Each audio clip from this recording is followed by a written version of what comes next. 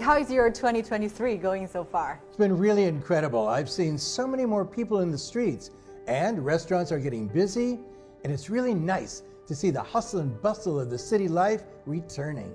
The biggest news for me is actually China lifted COVID restrictions on international arrivals starting from January the 8th. The number of international flights will gradually increase. I think it's great news for people who like to travel, like me. China has entered a new stage in COVID response. For people like me who have lived through the pandemic, there's one word that I heard more than any other word, and that is fight. China has fought hard to save lives, like in the heroic city of Wuhan, which I did visit. Incredible. Right, fight in Chinese is actually 抗. In 2020, before we had a deep knowledge about the virus and, before any vaccine, the resolute and extraordinary action taken were proven crucial for keeping the virus at bay.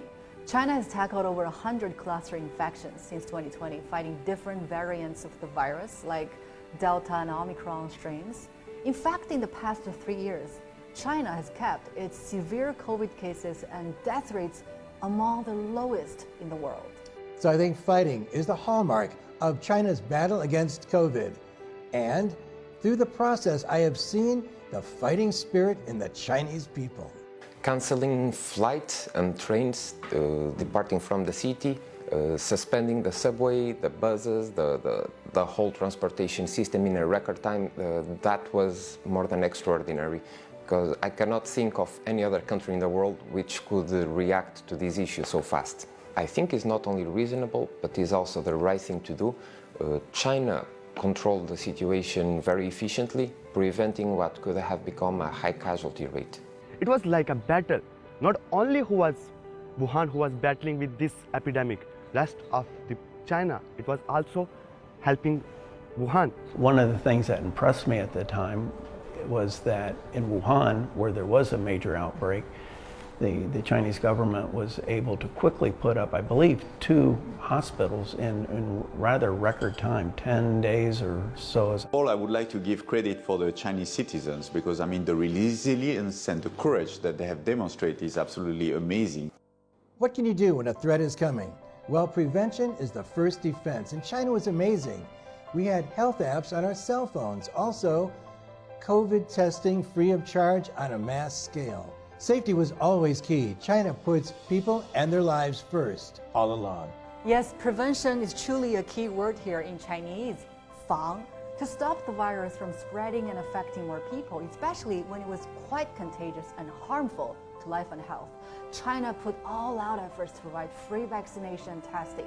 Communities would also offer all kinds of assistance to help residents feel safe.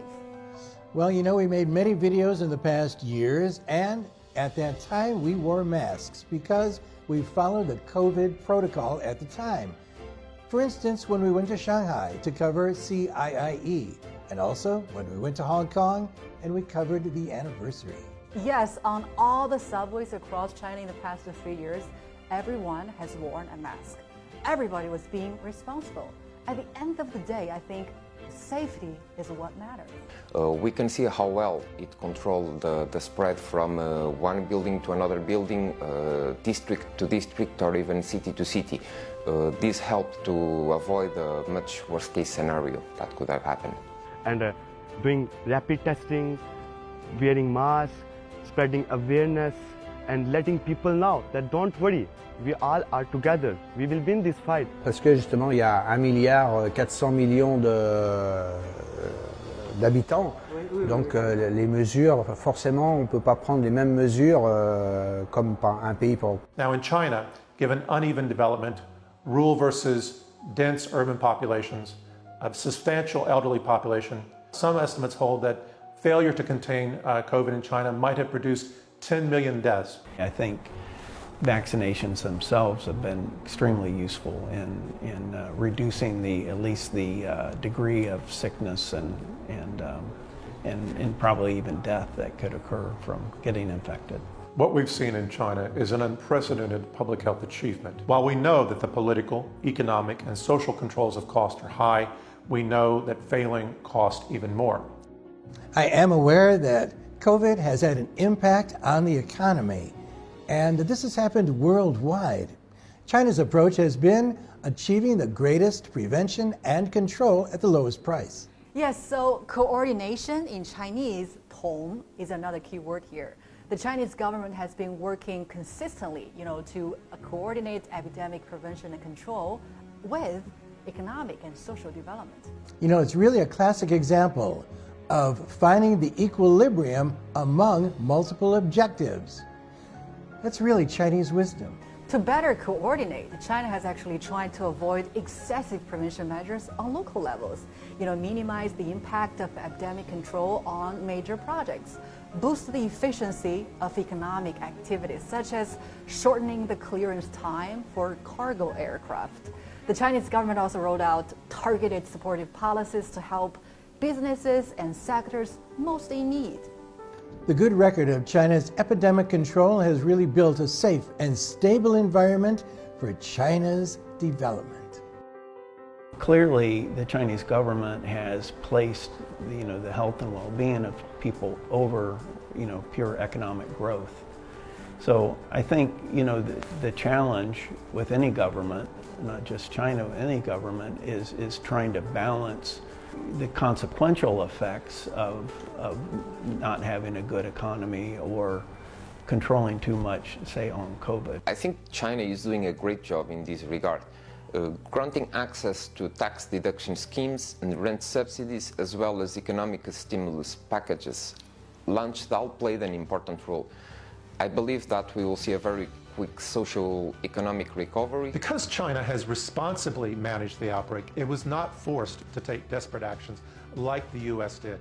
Instead, China's efforts, and especially the recovery efforts, have been much more reasonable and rational and sustainable, with better carryover effects at home and abroad. A series of measures have also been rolled out to further optimize China's COVID response since November last year. And most recently, the management of COVID has been downgraded from Class A to Class B. So the priority has gone from preventing infection to the caring of health and preventing severe cases. So I think the optimization is very important. Yes, I totally agree. I think it can be referred to as the Chinese word you, which means fine-tuning. China has kept adjusting its COVID response, based on the evolving situations and a scientific assessment of the pandemic, including the weakening of the virus. The virus is a mutable organism. It only makes sense to keep a close eye in the pathogenicity and the toxicity of the virus, and then react accordingly to those changes. Now we're in a situation where the virus is, the infectious rate of the current variation, the Omicron variant, is much, much higher. Now that we have, good solid vaccinations, and we also know that this variant doesn't produce as much sickness and as serious a sickness as the original variants did. I think those policies make sense. I know that there are people around the world and governments around the world that are currently critical of such a rapid reopening, but I find that a little bit disingenuous, because not so long ago those same people were also calling for China to open up. As I mentioned before, businesses are going very strong in Beijing, and transportation is nearly back to normal again. Yes, I'm really glad to see the changes around us. I guess back to normal, or if I use one Chinese word, 长, is a lot of people's New Year wishes. I think that is what we are experiencing, but the government is still cautious. Like in my community, people are encouraged to be vaccinated, especially elderly people, and I think that's really necessary. Yes, supplies of drugs and medicines are also being increased, so is the number of ICU beds. A tiered diagnosis and treatment system is also being rolled out. All of this would lay a solid foundation for returning to normality. The extraordinary efforts of China should be respected, and it has not been an easy journey for anybody. Tough challenges remain, but people are holding on with great fortitude. Yes, like what President Xi said in his New Year address, the light of hope is right in front of us. I really like that saying. It's always difficult to make predictions today overall, but I'm very, very, very optimistic, honestly speaking, because I am persuaded that the new normal, this new phase, will have a positive impact on the economy overall. Given what was known at the time and the understanding at the time and what vaccinations were available at the time, I think the Chinese government has done the best that could be expected. But some countries look at China through a perverse lens. They fail to directly acknowledge, one-to-one, their failures versus China's successes, because they politicize everything about China ideologically. Au niveau de la Chine, c'était, on va dire, la vie en premier. Donc voilà, c'est ce qui a la grosse différence qu'il y a eu entre la Chine et les autres pays occidentaux. C'est que la Chine a continué on va dire, dans la même direction pour essayer de protéger au maximum la santé des personnes et puis d'avoir le moins de mortalité possible.